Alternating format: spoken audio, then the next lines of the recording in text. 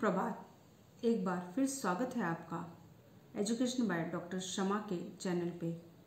आज हम विश्व इतिहास के मध्यकालीन यूरोप में सामंतवादी व्यवस्था को समझाने के लिए उपस्थित हुए हैं। हम चर्चा करेंगे कि यूरोप में मध्यकाल, जो 5वीं से 15वीं शताब्दी के मध्य का काल माना जाता है, उस काल में किस प्रकार सामंती व्यवस्था प्रभावी रही और किस कारण आगे चलकर उसका पतन हुआ। यूरोप में 5वीं से 15वीं शताब्दी के मध्य के काल को अध्ययन की दृष्टि से दो भागों में विभाजित किया जा सकता है।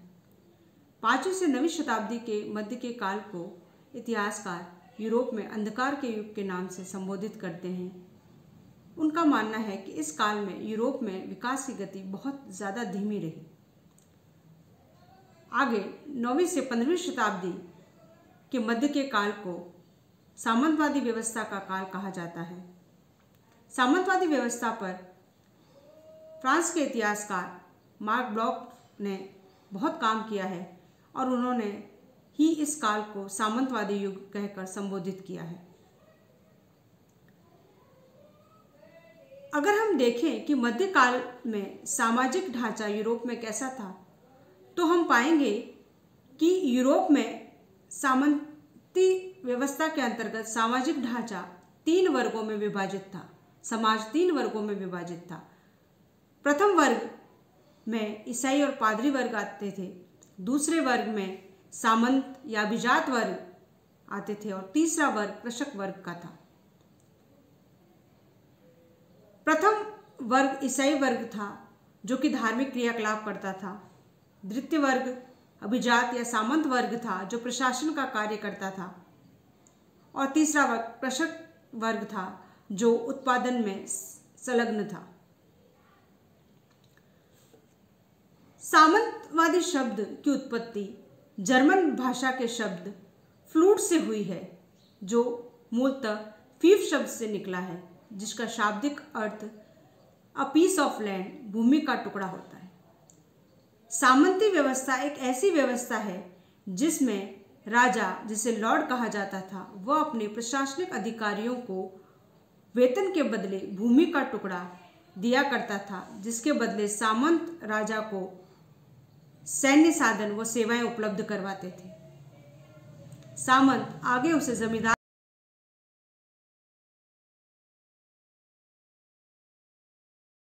कृषक वर्ग था, जो उत्पादन में संलग्न था। सामंतवादी शब्द की उत्पत्ति जर्मन भाषा के शब्द फ्लूट से हुई है, जो मूलतः फीफ शब्द से निकला है, जिसका शाब्दिक अर्थ अ पीस ऑफ लैंड, भूमि का टुकड़ा होता है।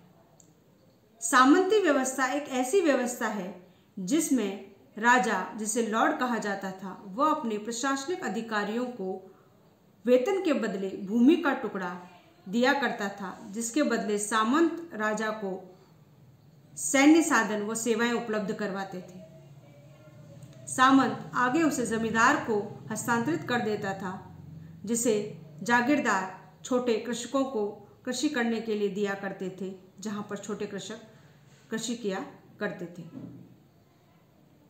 ये सामंती व्यवस्था भारत में सल्तनत काल की इक्ता व्यवस्था से काफ़ी समानता रखती है।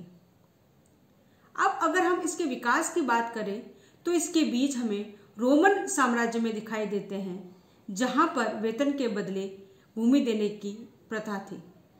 हालांकि इसका प्रारंभ 11वीं शताब्दी से फ्रांस में माना जाता है, जहां पर जो है प्रशासनिक अधिकारी वेतन के बदले भूमि लिया करते थे। वहां के शासक शॉलमैन को सामंती व्यवस्था के विकास के लिए महत्वपूर्ण माना जाता है। उसके काल में सामंती व्यवस्था काफ़ी सुदृढ़ हुई। तत्पश्चात जर्मनी में भी इस व्यवस्था का विकास हुआ। सामंती व्यवस्था को सुदृढ़ करने के लिए वहां के शासकों ने इसको एक प्रथा से जोड़ दिया, जिसे वेसल्स प्रथा कहते थे। इसके अंतर्गत एक संस्कार किया जाता था। जब लॉर्ड किसी सामंत को कोई भूमि दिया करता था, तो सामंत जो है उस समय ईसा मसीह की प्रतिमा के सम्मुख शपथ लेता था कि वह लॉर्ड के प्रति प्रतिष्ठा रखेगा, सम्मान रखेगा, और लॉर्ड इसके बदले उसे भूमि का अधिकार पत्र और एक छड़ी दिया करता था। इस प्रकार यूरोप में सामंती व्यवस्था 9वीं से 13वीं शताब्दी तक बहुत ही सुदृढ़ रही, लेकिन कालांतर में इसमें बहुत सी जो है कमियां आई, जिस कारण ये पतनोन्मुख हो गई। अगली क्लास में हम सामंती व्यवस्था के पतन के कारण और इसके प्रभावों के विषय में जानेंगे।